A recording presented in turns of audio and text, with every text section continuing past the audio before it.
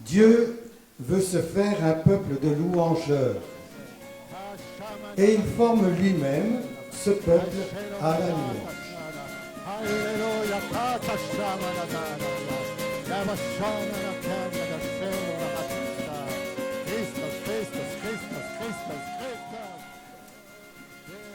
Nous n'avons pas à faire de la louange. Nous avons à devenir louange. Comme Jésus est louange à la gloire de Dieu le Père. Saint Paul qui dit, Jésus est louange à la gloire de Dieu le Père. Nous avons à devenir nous-mêmes louange à la gloire de Dieu le Père. Dieu se cherche des adorateurs en esprit et en vérité, pas simplement en esprit, mais en vérité, que ça s'incarne. Voilà. Nous ne sommes pas des anges. Les anges louent Dieu en esprit. Vous allez dire en vérité? Oui, en esprit, en pur esprit. L'homme est appelé à conformer ses actes à son esprit. En esprit et en vérité, dans la vérité, tout entière. Dieu se cherche des adorateurs, en esprit et en vérité. C'est qu'il a des adorateurs. En esprit, il a des adorateurs, des myriades d'anges. En esprit, il a des adorateurs. Les peuples adorent Dieu, même ceux qui ne connaissent pas le Dieu d'Israël. Beaucoup adorent Dieu. Ils adorent même des dieux, en vérité. Ça, c'est autre chose. Ce peuple m'honore des lèvres, mais leur cœur est loin de moi. Ils m'honorent des lèvres, mais pas en vérité. C'est-à-dire, ce n'est pas qu'il y a du mensonge en eux, c'est qu'il n'y a pas d'incarnation. Dieu veut se faire un peuple de louangeurs. Et il forme lui-même ce peuple à la louange. On a un cœur qui loue parce que, comme on vient de Dieu, on a ça dans notre ADN spirituel. On est fait pour la louange et donc on loue. Mais après, c'est dans la chair. Il faut que ça suive. Le Dieu de la Bible, le Dieu d'Israël, le Dieu de Jésus-Christ est notre Dieu. Il aime la louange. Ce n'est pas un passe-temps, ce n'est pas son opéra du samedi soir. Il aime la louange. C'est son atmosphère. Voilà. Il habite la louange. Et ce n'est pas un coup de brisard quand ça sent mauvais. Au ciel, un petit peu de louange, tiens, ça ferait bien. Battez un peu des ailes, ça semble renfermé. Non, non, non. Il habite la louange. C'est sa maison, son espace, son air, son atmosphère, son oxygène, son repos. Dieu aime se reposer. Après 6 jours des œuvres qu'il avait accomplies, quand il eut terminé la création en plaçant l'homme et la femme au-dessus de tout, il se reposa de ses œuvres. C'est son Shabbat. L'atmosphère de Dieu, c'est son Shabbat, c'est la louange, le repos. C'est le lieu privilégié aussi des actions miraculeuses. On voit ça dans la Bible. Quand le peuple se met à crier, pas grand-chose se passe. Quand il se met à hurler, à frapper, tout ça, à supplier, pas grand-chose se passe. Et quand Dieu entend, il dit, j'ai entendu, je suis prêt à descendre pour les aider, je suis prêt à ouvrir leur tombeau, je vais me mettre en mouvement pour aller vers. Quand il y a de la supplication, toute prière est bonne, hein? Mais quand il y a de la supplication, Dieu écoute et descend. Quand vous louez, Dieu est là. vous lui évitez un déplacement.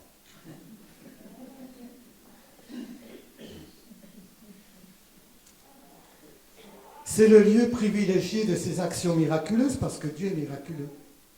Donc quand Dieu est là, il y a du miraculeux. Et quand il n'y en a pas, attendez-le.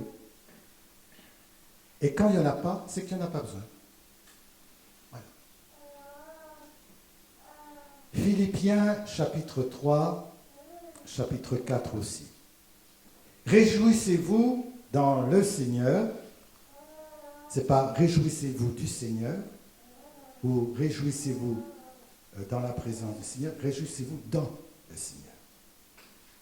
En lui. Réjouissez-vous dans le Seigneur. Je vous le répète, réjouissez-vous. Ça ne m'est pas à charge de vous le redire encore. Réjouissez-vous. Voilà. Je vous fais cette réclamation. Elle ne m'est pas à charge. Et pour vous, c'est une sécurité et une assurance. Avez-vous besoin de sécurité et d'assurance? Réjouissez-vous dans le Seigneur. Je le dis encore. Réjouissez-vous sans cesse dans le Seigneur. Pourquoi? Parce qu'il est proche. Et n'allez pas dire parce qu'il vient bientôt. Réjouissez-vous dans le Seigneur car il est proche. Réjouissez-vous dans le Seigneur car mon papa est plus grand que le tien et il va venir bientôt te casser la gueule. Non, c'est réjouissez-toi parce qu'il est proche. C'est ton proche. Quand tu te réjouis, Dieu est là. Pas il vient bientôt. Réjouissez-vous dans le Seigneur car il est proche, dans un proche qu'on ne connaît pas trop. Il va débarquer, mais quand? Non, réjouis-toi dans le Seigneur parce qu'il est là. Et tu vas faire cette expérience-là. Et ce n'est pas parce que tu brailles dans ton cauchemar que ta maman n'est pas à côté de toi. Mais tu fous encore des coups de pied, tu gueules quand même quand elle te réveille. Voilà. Parce que tu es encore dans ton cauchemar. Mais la maman est là. Quand c'est une bonne maman, et quand elle a entendu. Le Seigneur est proche. N'entretenez donc aucun souci. Ce n'est pas le problème des soucis. Vous en aurez des soucis. Les emmerdes, il y en a. Pas besoin de s'en chercher. Saint Paul ne dit pas n'ayez aucun souci, puisqu'ils arrivent, les soucis. Il dit ce petit mot, n'entretenez pas les soucis. N'entretenez pas la colère. N'entretenez pas l'amertume. N'entretenez pas la tristesse. Comment on entretient quelque chose? En prenant soin. Ah, parce qu'on peut entretenir des soucis? Oui, en prenant soin. Et on le dit, et on le redit, et on le répète, et on se l'affirme, et on fait briller le souci comme un bibelot sur une armoire. Ah, il est bien là, hein. Vraiment, il est là, hein. Voilà. Et c'est ce que me disait un jour notre amie qui a écrit le livre avec moi, ou le livre, je l'ai écrit avec elle, c'est pas trop, voilà, Deborah Kendrick. Elle dit que c'était une femme soucieuse. Elle se souciait pour ses affaires, elle se souciait pour les autres. Et après, quand elle ne s'est plus trop souciée de ses affaires des autres, elle se souciait pour sa famille. Grand souci, parce que plus on a de soucis, plus on aime. Bien sûr, l'amour se mesure au souci. Si on ne se soucie pas, c'est qu'on est un gros indifférent et qu'on n'a pas d'amour pour les gens. Tu ne te fais aucun souci. Le souci, c'est la mesure de notre amour.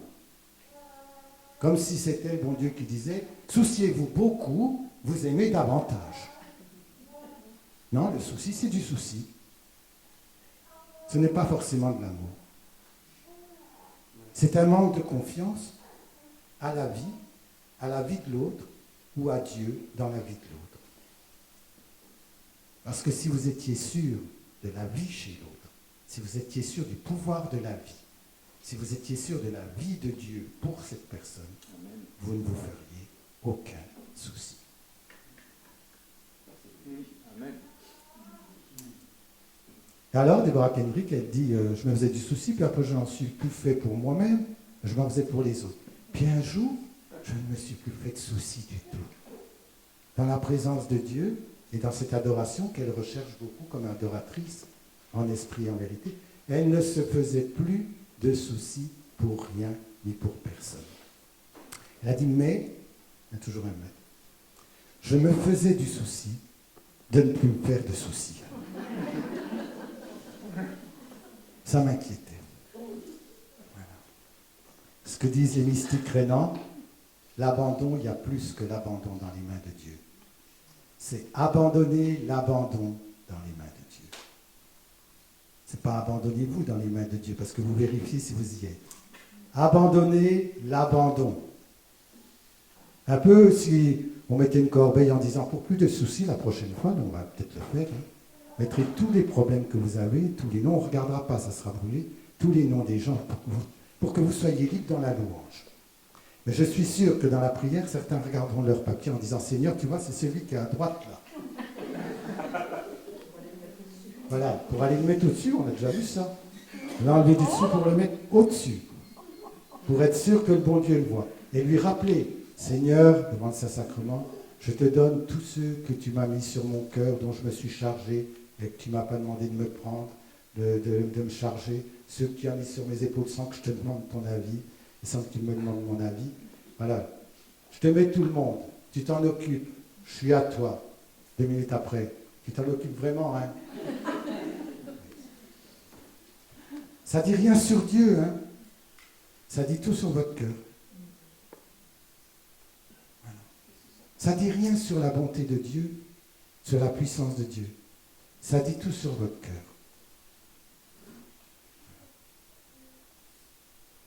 N'entretenez aucun souci. Ne ruinez pas, mais en tous vos besoins, recourez à la prière. Alors on va dire donc une supplication. Une prière pénétrée d'action de grâce, où il y a des merci, merci, merci, pour ce que tu as fait, pour ce que tu fais et pour ce que tu feras. Ce n'est toujours pas de la louange. Quand vous remerciez le bon Dieu pour ce qu'il a fait, c'est intéressé. Quand vous remerciez le bon Dieu pour ce qu'il fait, c'est intéressant. Et quand vous remerciez le bon Dieu pour ce qu'il fera, ça deviendra intéressant. C'est toujours intéressé. Ce n'est pas de la louange. C'est du remerciement. C'est bien de remercier. Louer, c'est plus gratuit que ça. Il y a plus d'oubli de soi.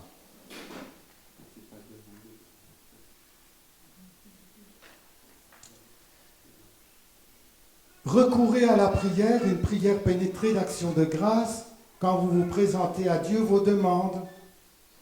Alors la paix de Dieu, qui surpasse toute intelligence, toute compréhension, gardera vos cœurs et vos pensées dans le Christ Jésus.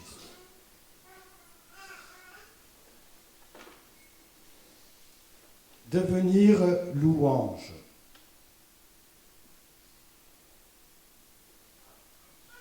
Élisabeth de la Trinité, Sainte Élisabeth de la Trinité, qui est morte à 27 ans, durant sa dernière retraite, va écrire sur la louange. Je pourrais regarder sur vos téléphones, tout ça, des extraits, ce qu'elle dit sur la louange. Comment on devient louange. La louange de gloire commence déjà, elle dit. Elle commence déjà où? Dans le ciel de ton âme. Cette louange est ininterrompue. Alors vous allez dire, si, elle est avec ça à foutre, dans son lit en train de souffrir, dans son Carmel, avec ça à faire, louange est interrompue. Qu'est-ce que tu veux? Mais quand on travaille, quand on fait autre chose, la louange est interrompue. Dans la chair, pas dans l'esprit. Oui, mais moi je ne suis pas à compter, je ne suis pas à faire à manger et en même temps louer. Je ne sais pas faire deux choses à la fois, ça ne va pas marcher. Je ne peux pas louer et écouter les gens. Ton âme peut le faire. Ton intelligence ne le fait pas, mais ton âme profonde peut le faire. Il est arrivé à certains d'entre vous de prier sans s'en rendre compte. Et de s'apercevoir dans la nuit qu'ils sont en train de dire à notre Père, moi je vous salue Marie, et en disant je radote, je n'y mets même pas mon cœur, parce que vous n'y mettez pas votre tête. Et ce n'est pas parce que votre tête n'y est pas que votre cœur n'y est pas. C'est plus profond que ça. Votre âme est plus profonde que votre tête. Votre âme, ce n'est pas votre cerveau.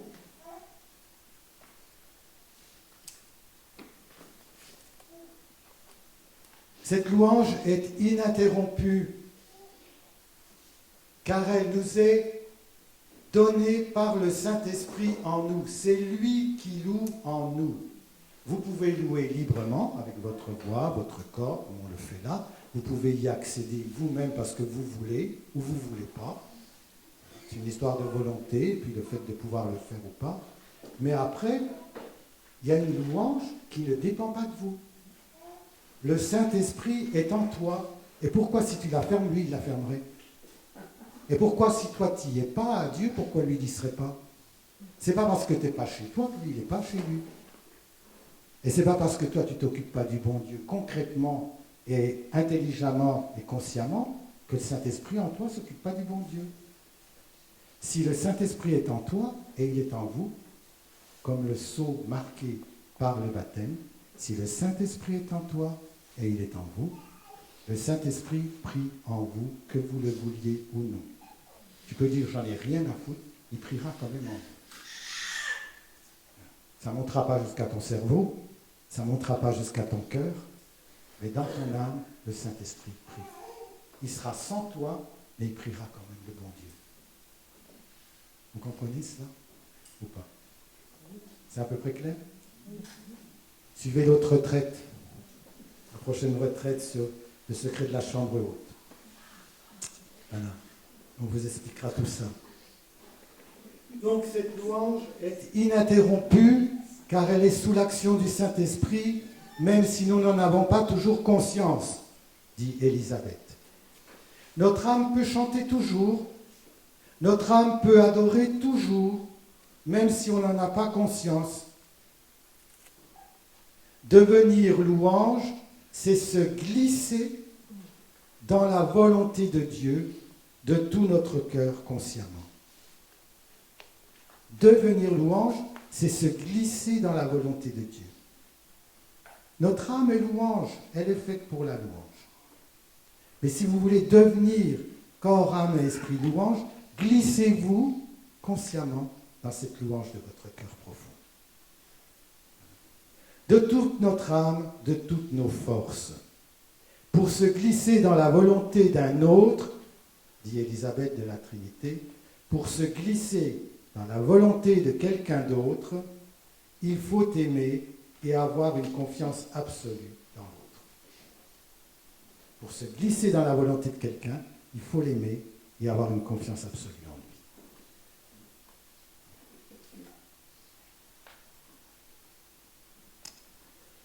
Le temple de Dieu fut consacré par le Seigneur lui-même. C'est important ça. Dans l'Écriture, ils ont construit le temple de Dieu, ils ont mis 40 ans, d'autres Salomon l'a construit, David voulait le construire, Dieu ne voulait pas qu'il le construise parce qu'il avait du sang, David a préparé tout le matériel pour tout le matos, et puis c'est Salomon qui l'a construit. Ce n'est pas Salomon qui consacre le temple, ce ne sont pas les prêtres qui consacrent le temple, c'est Dieu lui-même qui consacre le temple. Vous êtes consacrés, vous êtes des temples consacrés par Dieu lui-même. Vous pouvez le profaner, vous. Vous pouvez même déserter votre temple intérieur. Vous pouvez chercher à le détruire, comme le diable cherche à détruire. Ce temple appartient à Dieu, c'est lui-même qui l'a consacré. Votre âme est indestructible.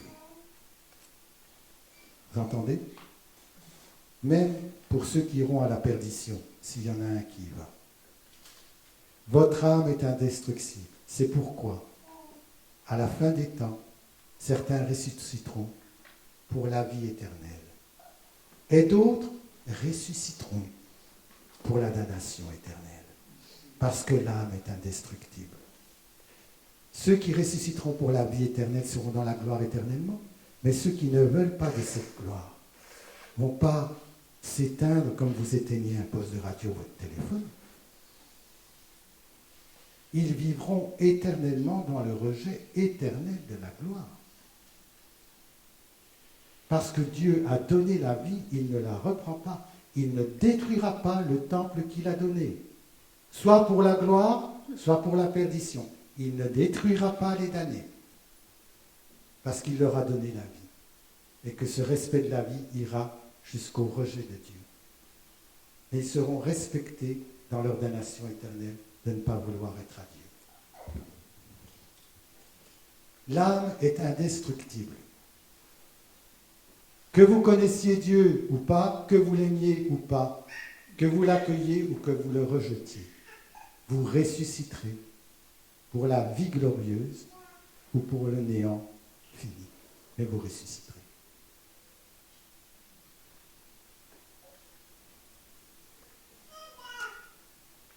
Très important de savoir donc que le temple de Dieu est consacré par Dieu lui-même. Votre âme est consacrée. Vous êtes la demeure de Dieu. Le tabernacle de David. Le tabernacle, vous voyez, c'est ce qui contient d'habitude les hosties ou ce qui contient la Torah, la parole de Dieu. Voilà, c'est l'habitat. Le tabernacle de David, c'était un tabernacle qui suivait Moïse, et puis après David l'a posé de façon visible en Israël sur le mont Sion pendant 33 ans, pendant le temps de son règne, et il ne l'a pas mis dans un temple caché. Dans le premier livre des Chroniques, au chapitre 5, au chapitre 15, au chapitre 16, au chapitre 23, au chapitre 25, vous retrouverez comment Dieu consacre ce temple. Et il est dit que pour cette occasion, grand jour de fête quand même, David avait établi une louange, vous le savez, 24 heures sur 24. 24 heures sur 24. On a vu ça quelquefois sur quelques mois, quelques années. Le plus où on l'a vu 24 heures sur 24, c'est à Cluny. Il y avait des centaines et des centaines de moines qui ne pouvaient pas rentrer dans la basilique de Cluny tellement ils étaient nombreux. Et donc, ils disaient les offices à la queue leu. Quand un groupe avait fini l'office, les autres commençaient l'office. Et ça durait 24 heures sur 24, la louange de Dieu. 24 heures sur 24, du temps de David, cela pendant 33 ans.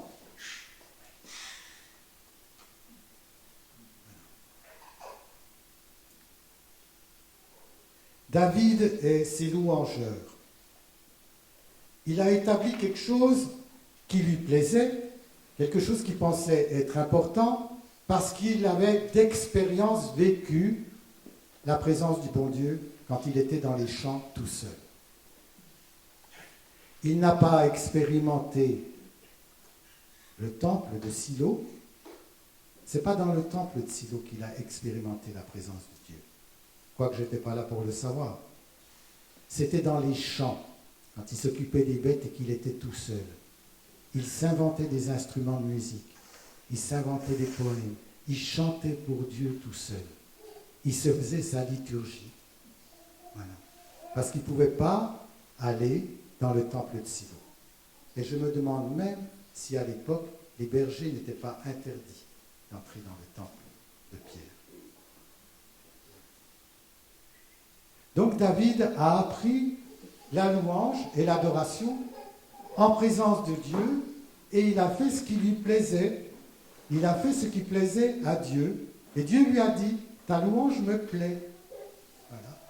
Et donc quand quelqu'un vous dit, c'est bon, il vous en fait tout le temps. N'ayez pas le malheur de dire à quelqu'un, j'aime le poulet ou j'aime le lapin, parce que vous allez en manger tous les dimanches. Voilà. Eh bien, le bon Dieu se plaît à la louange de David et il lui dit, et quand il parle de David, il le parle comme étant d'un louangeur qui a un cœur comme personne d'autre n'a eu pour Dieu. Enfin, ils sont plusieurs quand même à l'avoir. Et donc, David va établir une liturgie et un office à lui qui n'est pas tout à fait marqué comme dans le temple, où on sacrifie des bêtes, où on fait des prières comme ça. Lui, il y va dans la louange, dans l'adoration, dans la liberté, dans la danse. De tout son art, il soutient sa louange. Et donc, on nous dit dans l'Écriture qu'il va établir pour son lieu de culte devant l'arche 4000 louangeurs. Il y avait 4000 personnes qui louaient Dieu. Avec des instruments que lui-même avait fait dans cette intention-là.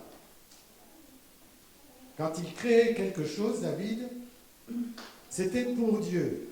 Et ce n'était pas du genre, tiens, ça c'est intéressant, on va le donner à Dieu. C'est, qu'est-ce que je pourrais bien faire pour le bon Dieu? Voilà. C'était de ce côté-là.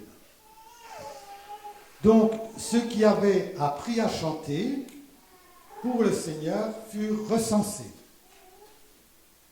Donc, il y avait ceux qui chantaient comme nous, avec notre cœur, comme on y va, on chante faux, on chante juste, on s'en fout, on chante toujours juste pour le bon Dieu. Ils y vont de tout leur cœur, de toute leur âme, de toute leur force. C'est bien. Mais il avait formé, et il demandait qu'il y ait des gens qui soient formés pour la musique, pour qu'il y ait le savoir-faire de ce que c'est faire un homme ou une femme quand elle cherche à se faire quelque chose de bien. Voilà. Et donc, il aura formé 288, c'est précis, hein, 288 chanteurs qui s'y entendaient au niveau musique. Qu'est-ce qu'ils avaient de particulier? C'est pas qu'ils connaissaient les instruments, c'est pas qu'ils connaissaient leurs notes, c'est qu'ils prophétisaient. 288 hommes ou femmes qui savaient prophétiser dans la musique. Et donc, les louangeurs prophétisaient sous la direction de David.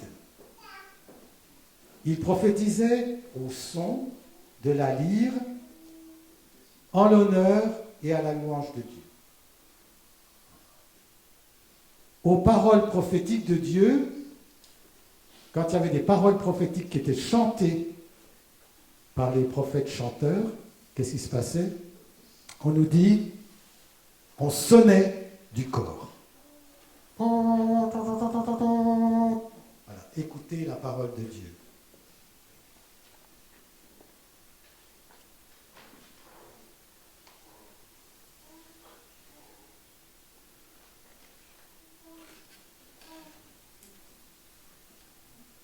Donc,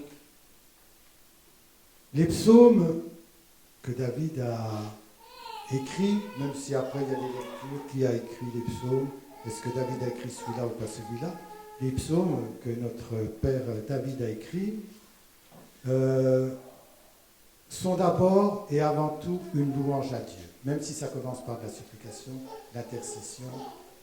Il n'y en a qu'un qui est assez bizarre au milieu de tout ça. Il ne devait pas être enfant de ce jour-là, alors là, complètement. Il termine le psaume en disant et mon ami, c'est la ténèbre. Voilà. Ma compagne, c'est la ténèbre. Ça se termine comme ça. Je n'avais pas le fréquenté ce jour-là, je ne sais pas ce qu'il avait en fait.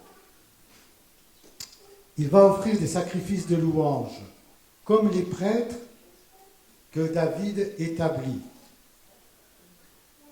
Et donc, nous-mêmes, nous sommes des prêtres établis par Dieu pour la louange. Les prêtres de la Nouvelle Alliance. Par votre baptême, vous êtes prêtres, prophètes et rois. Et donc, en tant que prêtres, vous êtes des louangeurs autorisés à louer Dieu dans votre sanctuaire. Offrez un sacrifice de louange. Mieux encore, devenez vous-même louange.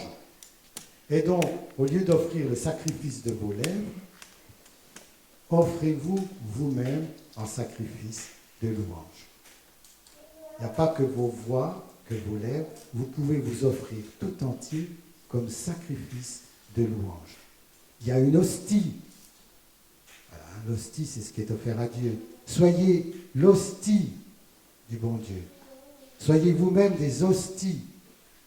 Dit l'Écriture, deviens ce que tu manges. Voilà. Hostie. Nous sommes sacrifices de louange par toute notre vie.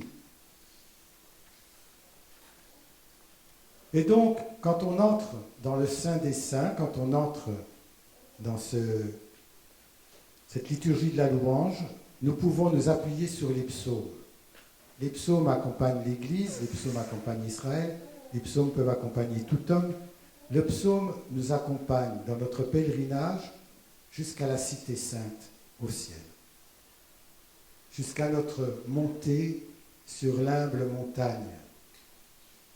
Dans notre montée, dans notre pèlerinage, nous pouvons vivre des psaumes. Si tu ne lis pas la Bible, lis au moins les psaumes. C'était les degrés pour aller en pèlerinage à Jérusalem avec les psaumes des degrés. Vous pouvez voir, c'est marqué dans votre Bible, on vous explique comment ça fait. Par degrés jusqu'au temple, jusqu'au lieu des prêtres. Jusqu'au lieu des prêtres. Voilà. Vous pouvez faire ce pèlerinage sur la terre, vous accompagnant des psaumes, jusqu'au lieu des prêtres. Mais ce soir, tu peux faire le pèlerinage sur la terre jusqu'au lieu des prêtres, là où tu t'offres toi-même en sacrifice. Plus le sacrifice de tes lèvres, mais de toute ta vie. Voilà. Le lieu saint en nous, là où Dieu repose en nous, là où il attend que nous nous reposions avec lui. Alors, l'Ecclésiastique, au chapitre 49, dit, hormis David, parmi tous les rois d'Israël, hormis David, Ézéchias et Josias, ils sont trois. Hormis David, Ézéchias et Josias, tous multiplièrent les transgressions. Il y avait des Netanyahou partout, il y avait des... Comme partout. Roi d'Israël, mais pas forcément complètement bien fini. Tous multiplièrent les transgressions et ils abandonnèrent la loi du Très-Haut. C'est pourquoi les rois d'Israël disparurent, car ils livrèrent leur force à d'autres. C'est-à-dire, ils livrèrent leur gloire à d'autres. Ils livraient leur gloire à des créatures, plutôt qu'au Créateur. Leur gloire à des nations étrangères. Leur gloire à des puissants. Mais leur gloire à d'autres. Vous pouvez livrer votre gloire à vos enfants. Il n'y a pas besoin de livrer sa gloire à un roi. Il n'y a pas besoin de livrer sa gloire à un monsieur qu'on aime bien. Il n'y a pas besoin de livrer sa gloire à un amant. Vous pouvez livrer votre gloire à des enfants, à d'autres que Dieu, qui aime son père, sa mère, ses frères, ses sœurs, ses enfants, plus que moi, n'est pas vraiment fait pour le royaume. Il ne vous est pas demandé d'aimer moins, il vous est demandé d'aimer Dieu. De tout ton cœur, de toute ton âme, de toutes tes forces. Peut-être même que tu arriveras à aimer tes enfants de toute ton âme, de tout ton cœur, de toutes tes forces aussi. Ce n'est pas un problème.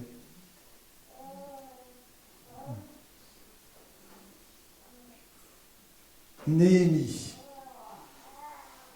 C'est Néhémie qui, après les rois et les derniers prophètes, releva les murs en ruine et qui établit les portes, les verrous, et qu'il releva les habitations d'Israël. Alors, nous lisons dans le deuxième livre des Chroniques au chapitre 29. Le roi Ézéchias. Il fut agréable à Dieu. Il imitait tout ce qu'avait fait David, son ancêtre. C'est lui aussi qui ouvrit les portes du temple. il fit venir les prêtres et les lévites. Et il dit ceci, « Écoutez-moi, prêtres, lévites, sanctifiez-vous maintenant. Sanctifiez-vous. Consacrez le temple du Seigneur.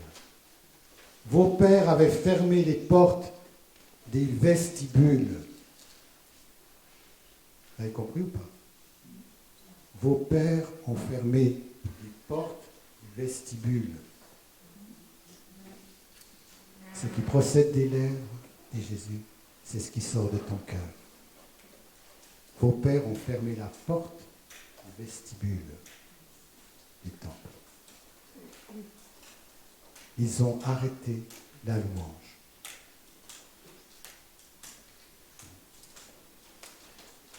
Vos pères ont fermé les portes du vestibule. Ils ont même éteint les lampes. Ils n'ont plus offert à Dieu l'encens, les holocaustes, c'est-à-dire leur propre personne en holocauste. Ô mes fils, ne soyez plus négligents, car c'est vous que Dieu a choisi pour vous tenir en sa présence. Verset 25. Ézéchias plaça les Lévites dans le temple du Seigneur avec des cymbales, des lyres et des sithars. Nous verrons cet après-midi les instruments de musique. Selon les prescriptions de David et de Nathan, le prophète de David. L'ordre venait en effet du Seigneur par l'intermédiaire de ses prophètes. Quand on eut placé les prêtres lévites avec les instruments de David, et les prêtres aussi avec les trompettes, l'Holocauste commençait quand on entendait les chants du Seigneur et quand les trompettes sonnèrent accompagnées des instruments du roi David. Toute l'assemblée se prosternait. Chacun chantait des hymnes ou faisait retentir les trompettes jusqu'à l'achèvement de l'Holocauste. Verset 30. Le roi Ézéchias et les officiers dirent aux Lévites, « Louez le Seigneur avec les paroles de David, avec les psaumes. » Et ils dirent, Asaph le voyant dit, « Louez le Seigneur. » Et le peuple loua Dieu jusqu'à l'exaltation.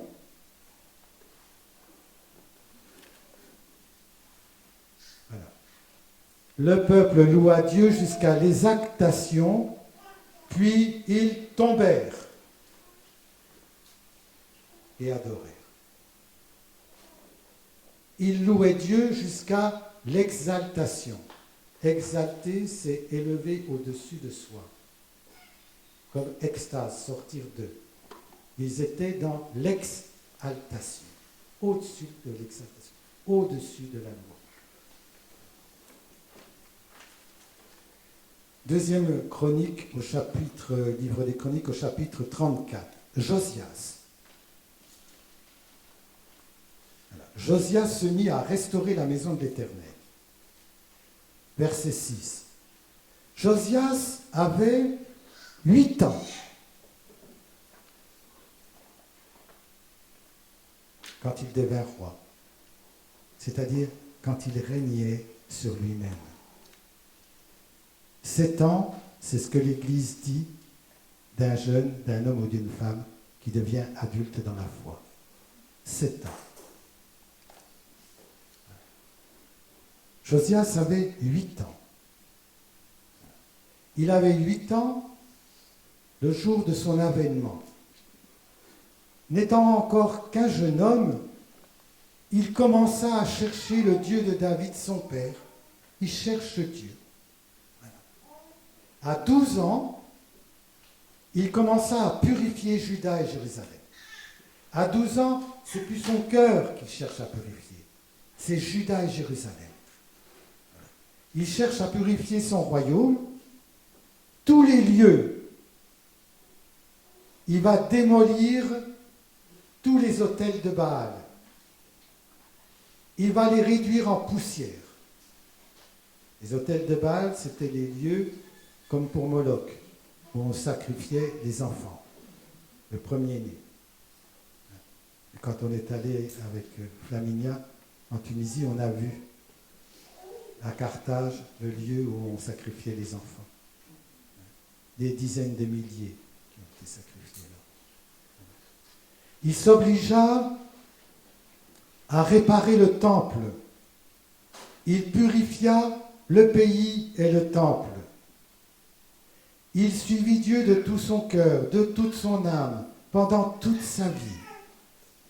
Il commanda qu'on dépose l'arche de l'Alliance dans le temple que Salomon avait bâti. Chapitre 35. Les chantres étaient à leurs portes, selon la prescription de David. Et on appelle David le prophète roi. Ils étaient tous à leurs portes, à leur poste. Ecclésiastique au chapitre 49. Voici ce qui est dit de Josias. Le souvenir de Josias est un mélange d'encens. Ecclésiastique chapitre 49. Le souvenir de Josias est un mélange d'encens préparé par les soins du parfumeur. Il est comme le miel doux à toutes les bouches, comme une musique au milieu d'un banquet. Josias dirigea son cœur vers le Seigneur. Pendant des temps impies, il fit prévaloir la vraie prière. Toujours au chapitre 2, au chapitre 34 du livre 2 des Chroniques. Josias se mit à restaurer la maison de l'Éternel. Les Lévites étaient chargés de l'ouvrage. Chacun des Lévites devait être habile musicien. Voilà. Pour Ézéchias, il répara la maison de l'Éternel, établit des Lévites avec des cymbales, des luttes, des harpes. Et le chant de l'Éternel commença à couler. C'est très beau comme expression. Le chant de l'Éternel commença à couler. Voilà, quelque chose qui sort. Voilà, pas quelque chose de commandé, pas quelque chose de structuré. Ça commence à couler. Ça va grandir. C'est quelque chose qui va se développer. Il louait Dieu jusqu'il soit rempli, débordant, surabondant, jaillissant jusqu'à l'exaltation.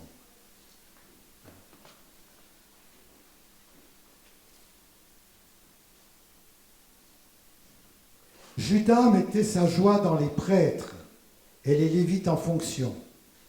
Ce sont eux qui assuraient le service de leur Dieu et le service des purifications, ainsi que les chantres et les portiers. Nous comprendrons dans l'autre retraite ce que sont des portiers. Qu'est-ce qu'un portier? Celui qui tient les portes. Quel genre de porte?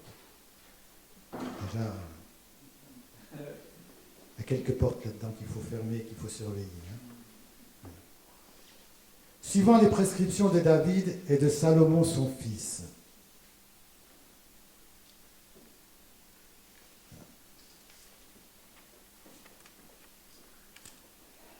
Que nous mettions notre gloire à te louer. Psaume 106, verset 47.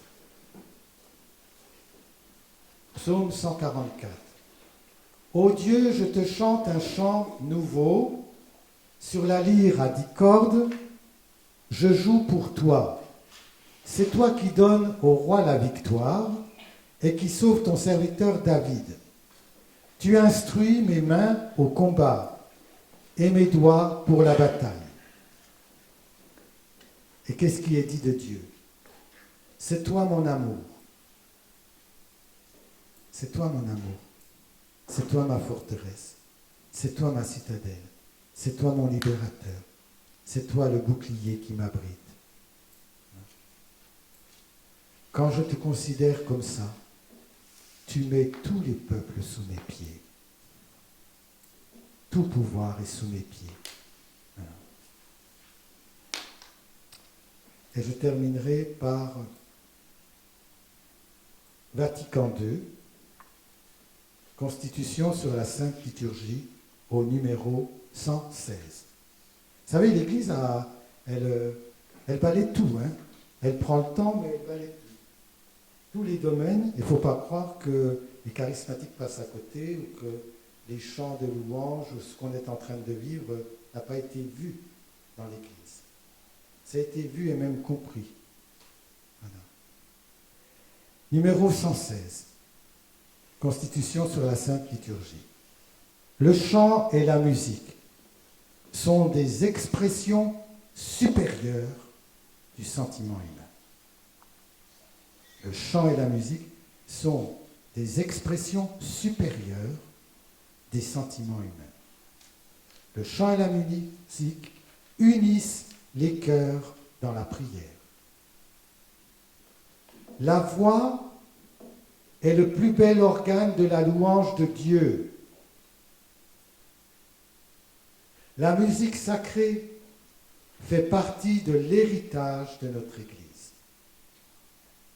Qui aime chante. Ça c'est Augustin. Et qui chante bien prie 2 fois. Qui aime chante et qui chante bien prie 2 fois. Bien chanter, c'est chanter de tout son cœur.